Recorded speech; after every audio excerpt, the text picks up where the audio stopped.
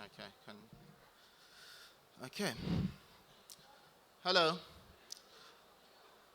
Um, it's great to have you here.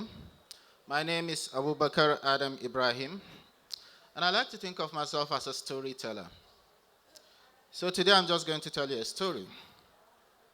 And the hero of our story is an Englishman from Yorkshire called Charlie English. But the story starts with my grandfather, Malam Abubakar Liman, after whom I was named. He's a merchant of knowledge.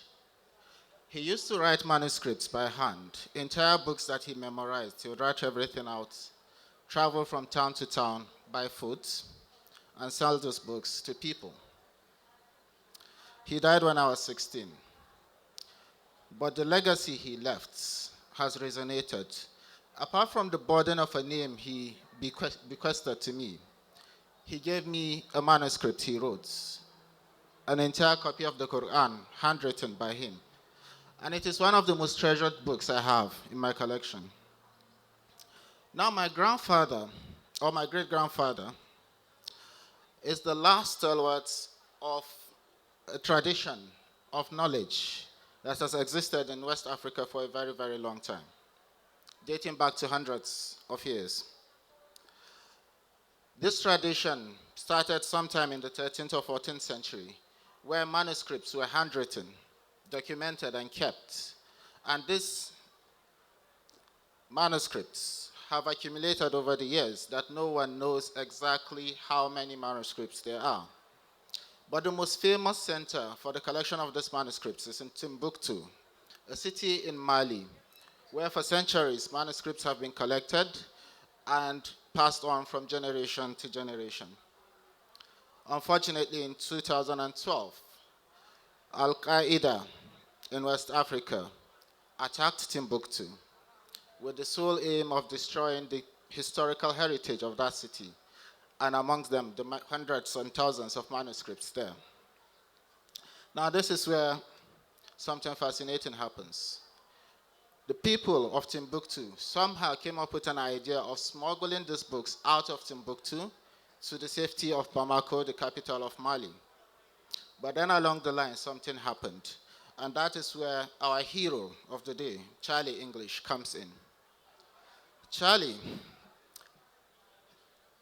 has been connected to Mali since he was 19, when as a young adventurer, he left Yorkshire and crossed the Sahara Desert by car to Mali. And he has been associated with that place for a very long time. So as a international news editor of The Guardian, when he came across the story of manuscripts being smuggled out of Timbuktu, he thought, well, there's an idea for a book.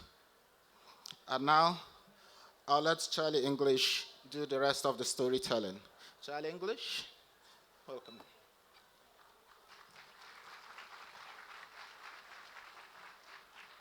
Thank you very much.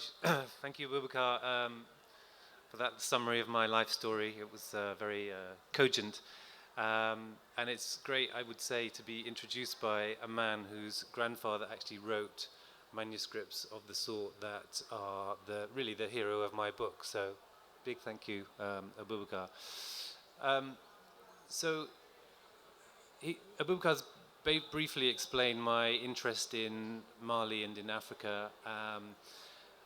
I'll take you back to a day in 2013 when I was foreign editor of the Guardian newspaper, and I was sitting at my desk in London, and we've been following the story of Mali's awful civil war for the past year or so, and one of our correspondents rang in and said that something terrible had happened. The manuscripts of Timbuktu, which are a kind of legendary literary heritage of Timbuktu, had been burnt by the jihadists as they'd left Timbuktu, as the French had intervened and pushed the jihadists back out of Timbuktu. They'd torched the entire manuscript archive in the city.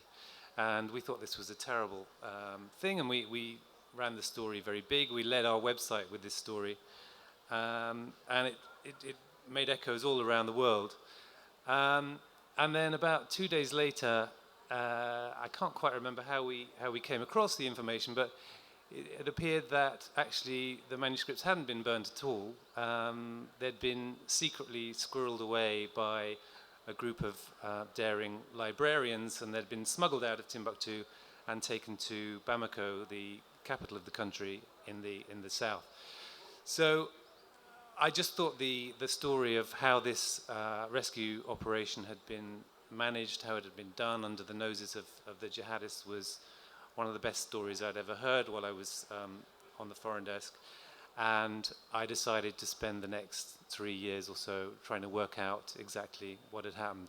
So if you like, the whole book is an apologia for the wrong headline that we put on the Guardian story all that time ago. So what is it about Timbuktu? Why does everybody know the name Timbuktu? Why are we interested, some of us, in Timbuktu? I guess you could say that the kind of, certainly the European or even the global interest in Timbuktu really dates back to the late Middle Ages, when Timbuktu was a caravan town just on the southern border of the Sahara, and a certain amount of goods came through Timbuktu, salt and gold and occasionally slaves, and were transported across the desert to the port cities on the southern coast of the Mediterranean. And rumors, if you like, of Timbuktu's wealth were transported with these goods across the desert on the caravans, and they got back to the capitals of Europe. So from really 1375, which is the first mention of Timbuktu on any European document, on this this incredible map of the world that was created in 1375, you can see Timbuktu, and it's clear that Timbuktu is already associated with enormous wealth, because Timbuktu is there next to a portrait of a Malian king called Mansa Musa, who Mansa Musa made his name in 1325 by going to Mecca on pilgrimage and reputedly taking 60,000 people with him, including an army of slaves, each of whom was carrying a great big nugget of gold. So he was said to have had about a ton of gold, which he took to Cairo, and he blew the lot in an incredible spending spree that devalued gold in Cairo for 25 years. So this character, Mansa Musa, made it onto these European maps. And from the 14th century on, Timbuktu had this reputation of being an immensely wealthy city, and European explorers tried to get there, and they spent at least 100 years doing so. It still is a very hard place to get to from the coasts of Africa, and Europeans were sent out usually from London, and they would try and cross the desert and be captured or killed on their way, or they would go from the Gambian coast, and then they would have to face tropical diseases, and particularly malaria, which in the 19th century there was no known cure for, and so they died in large numbers on the way to Timbuktu. But so what about the manuscripts of Timbuktu? Well, Timbuktu is rightly famous, and has been rightly famous for many centuries, also as a place of learning. So in the 15th and 16th centuries, it was a scholarly town, and people would come from all over the region to Timbuktu to be taught by its Islamic scholars, if you like. And these people were holy men. The education system at that time was that these holy individuals would take students, and they would copy out large portions of the Islamic holy texts, and in that way they would learn to read and write. So there was a certain amount of manuscripts building up in the town that were actually produced locally. At the same time, the market for manuscripts in Timbuktu was greatly inflated because it was a scholastic town and there were a lot of people who valued the written word in Timbuktu. Whenever a caravan came in, the elite families, the wealthy families in Timbuktu would pounce on the caravan and say, have you got any manuscripts? Can we buy them off you? And if the answer was no, then they would say, well, we'll borrow them and then we'll copy them out. And Leo Africanus, who's said to have visited Timbuktu in about 1510, said that in this wealthy town, manuscripts were valued more highly than any other goods. So even in the early 16th century, we know there is a manuscript tradition that goes back a long way in Timbuktu. So by the late 1990s, Timbuktu was really chosen as the repository of manuscripts for the whole of West Africa. In the late 20th century, UNESCO decided to make Timbuktu the place where they would set up an institute of research into Islamic manuscripts in West Africa, of which, as Abubakar says, there are a really large number.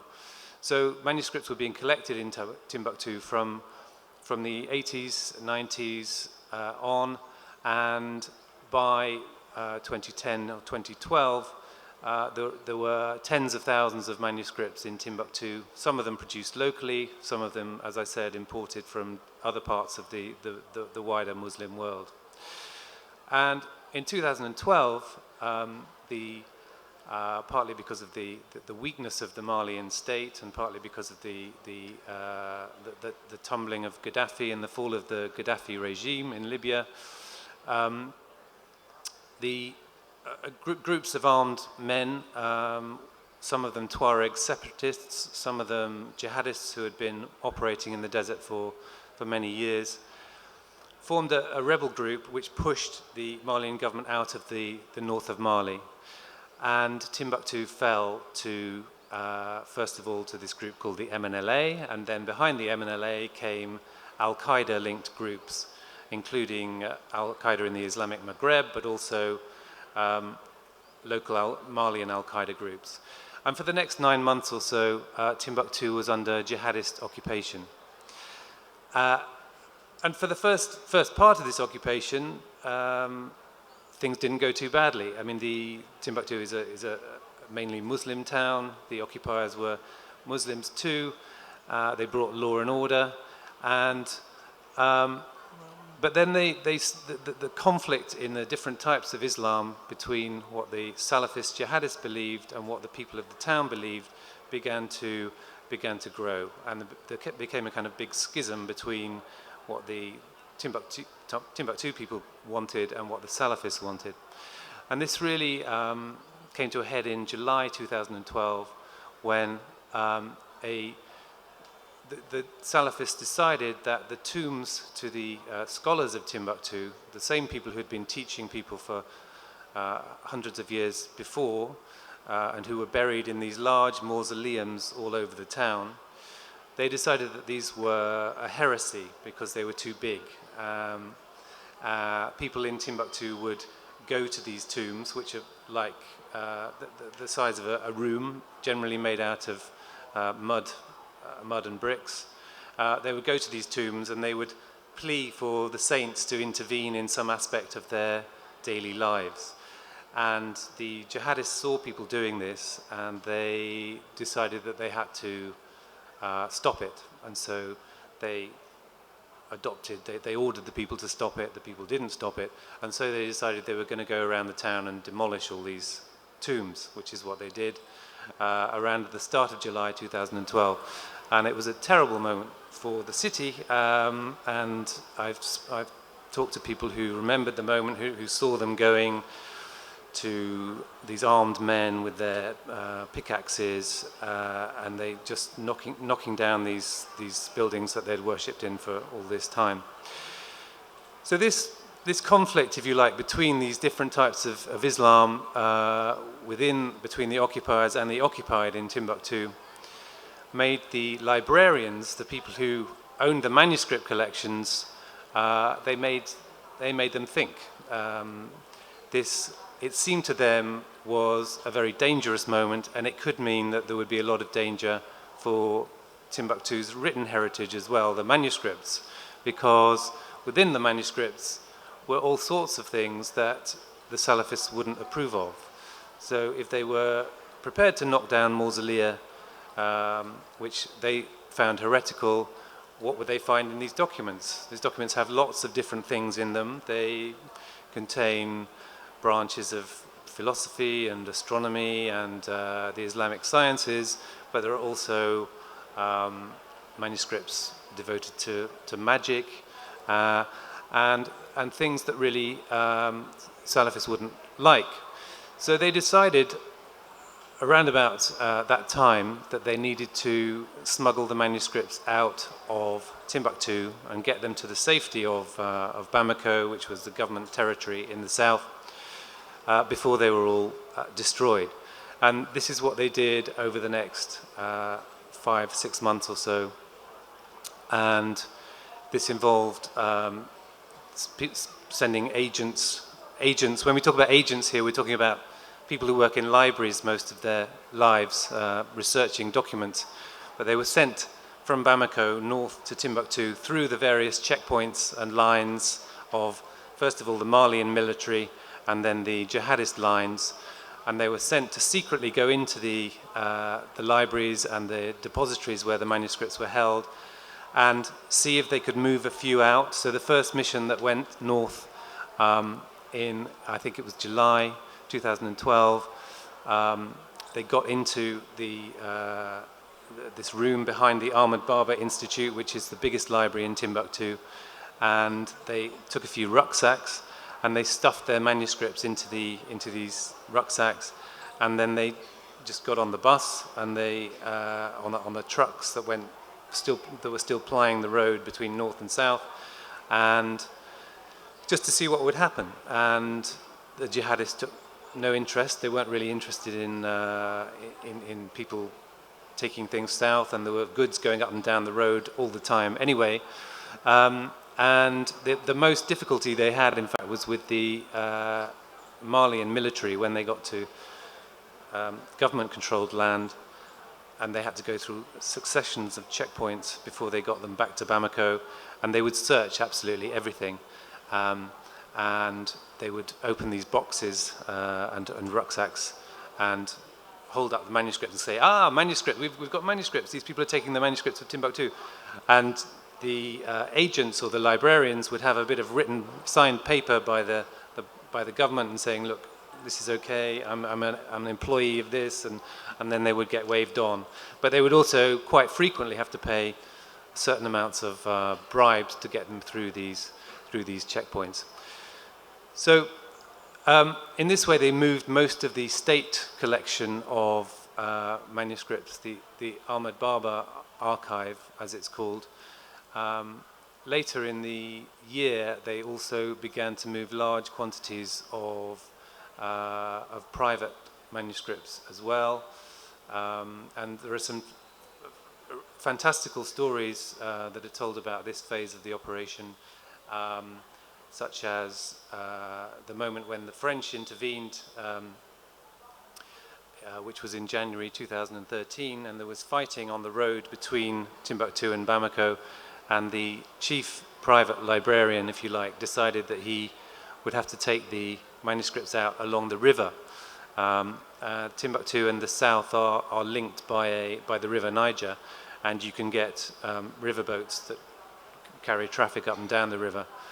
And so it's said, according to Abdul Qadir Haidara, who is this private library kingpin, he said that at that moment they decided they had to take all the remaining manuscripts out of Timbuktu, and they stored them in villages just outside the town. And then he hired a fleet of riverboats, up to 47 boats is what some accounts say, and he put these lockers full of manuscripts on the boats, and then they were shipped south up the Niger River. But there's a certain amount of exaggeration, I think you could say, about some of these stories. such as there's a moment that's been described to me when a French helicopter gunship flew over a convoy of these boats and was threatening to blow them out of the water because they thought they might be carrying weapons for the jihadists. And the couriers opened up their lockers and held up their ancient documents, and the helicopter gunship kind of dipped its wings and then flew off and saluted the brave couriers. Some of these things I don't think are exactly true, but what is certainly true is that they smuggled large numbers of documents out during this period. So where are they now? There are still large quantities of documents from Timbuktu that are being stored in Bamako at the moment. The situation in the north of Mali is still not that secure.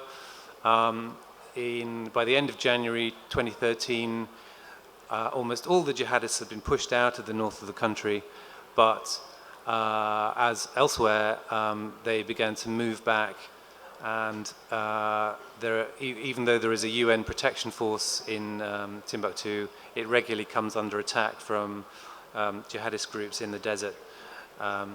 And so it's been decided by the librarians who've got their treasures in Bamako at the moment that they're going to keep them there for the time being. They say that the long-term goal is to move them back to Timbuktu, and that they don't really make much sense when they're not in Timbuktu. But the security situation at the moment is too difficult for that to happen. So they're there, they can be seen, and they are a fantastic monument, if you like, to this tremendous written heritage that exists in West Africa. And I think it's important to say that they are an antidote, if you like, to a certain kind of racist history of Africa that grew up in the late 19th century but existed long into the 20th century, where it was said by Western historians that Africa really had no written history, and that it was just a continent rather, of song and dance, and that the only history of Africa had been written when the first Europeans and the first colonialists arrived. And the odd thing about that those stated beliefs by British historians, among others, was that it was absolutely obvious from the mid-19th century at least that there were enormous quantities of written documents in West Africa, because the early explorers of Timbuktu had found them. They'd found documents such as the Tariq al-Sudan, which is a history of the region written in Timbuktu in the late 17th century. Fantastic chronicle, if you like, of Timbuktu from its founding right through to the late 17th century. So the Timbuktu manuscripts are clear evidence, documentary evidence, going back hundreds of years, that Africa does indeed have a very strong tradition of writing, and it does have its own history. I think I'll probably end there, but if there are questions, I'm happy to take some. Thank you, Charlie. So we are going to throw it open to the audience very soon. I think we're almost running out of time, but we'll take a few questions. Before that, I'd like to ask Charlie, in interviewing these people, you mentioned that some people try to kind of exaggerate some of the stories. What were the steps you took to kind of determine that the stories you are recording in your book are authentic stories? Well, I think the authenticity I'm absolutely sure of because of the people you talk to and the people you meet. And in making a book like this, I interviewed more than 100 people, I guess. And you get to work out who's telling the truth and who isn't, because their stories correlate or they don't. And there's one character who would tell me the most fantastic stories, and I'd think, this is absolute gold, And I would say, who can I talk to who was on this boat, for instance, that the French helicopter gunship was supposed to have flown over? And he said, well, I tell you what, I'll come back next time and I'll tell you. Or they don't want me to give you their names because they don't want them to be out in the media. When I said, well, I don't have to use their names. And anyway, it becomes very clear quite quickly. Well, not that quickly, but over time it becomes clear who's telling you the truth and who isn't. I loved your profile of Abdulkader Haidara. Why do you think men like that are motivated to even put everything on the line to save manuscripts like that? Well, Abdulkader Haidara has a long family tradition of working with manuscripts. He talks about his father, who was a Qadi, in a sort of Islamic judge in a village outside Timbuktu, and had a large collection of manuscripts. And when Abdulkader was growing up, he worked with these manuscripts, even then helping his father select the right ones for the students who would come to hear him and to learn from him. So he has a personal motivation to try and protect these manuscripts, and he worked for the Ahmad Baba Institute for a decade as well. I mean, he's really Mr. Manuscripts in Timbuktu, if you like. So his entire working life and his history, his personal history, is bound up with these manuscripts. So he will do whatever he can to not only to protect them, but also to use them to make his professional life work. That's fascinating. So we're going to throw it open. What? Yeah. So for those who have questions for Charlie English, please just indicate by raising your hand, and we'll get the mic to you. Yes, there's a gentleman over there. So is it still possible to see these manuscripts in Bamako? Are they in a place where it is open to the public to see them? Yeah, there is a place where you can see them. They're not really on public display because they are currently in a big building in Bamako where they're being restored and digitized and so on. But by making an appointment, you can go and see them. There are also some manuscripts, I should say, that remained in Timbuktu. They didn't move all the manuscripts from Timbuktu, and some of these private libraries have reopened in Timbuktu. Timbuktu is obviously a lot harder to get to than Bamako, but you can see them there as well.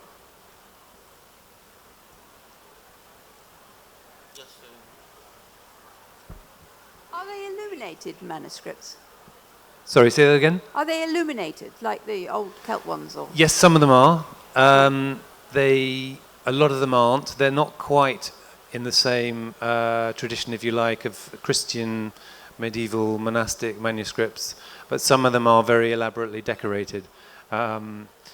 They cover such an immense range of material. I mean, some of the manuscripts, for instance, are just documents such as bills of sale or receipts or legal rulings, things that aren't designed to be reread, if you like, but they're very useful for historians nevertheless. Then you have these histories such as the Tariq al-Sudan, which is written in Arabic. 98% of them are written in Arabic script. And there are no illuminations, if you like, in documents like that. But then there are often devotions to the Prophet that will be really heavily coloured and illuminated. And a lot of the ones I've seen come from Morocco, which seems to have this tradition of illuminating Islamic texts. Next question. Okay, so Charlie, I was wondering now, you mentioned that the books are in Bamako and they are going to eventually be moved back to Timbuktu. How realistic do you think that is, considering the fragile nature of these manuscripts? I suspect they're going to be in Bamako for a very long time, and it's partly because of the security situation, which, as you know, isn't good and doesn't look like it's going to suddenly improve overnight.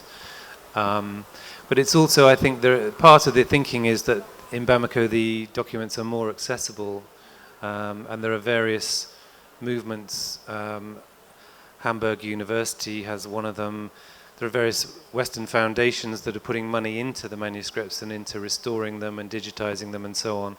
and it's much easier for these kind of works to be done in Bamako than it is in Timbuktu, because I mean the donors, if you like, aren't even allowed really to go to Timbuktu, because it's in all the Western foreign ministries say that it's off limits and that people aren't really allowed to go there.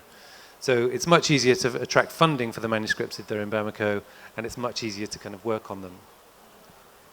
Well, that's great. I must tell you, Charlie's book is an amazing book. You really must read it. And he'll be available to sign copies shortly after this event, so feel free to meet him at just somewhere behind here, and that will be all. Thank you very much for coming, and thank you very much, Charlie, for taking the efforts and writing this wonderful book, and thank you all for coming. Thank you.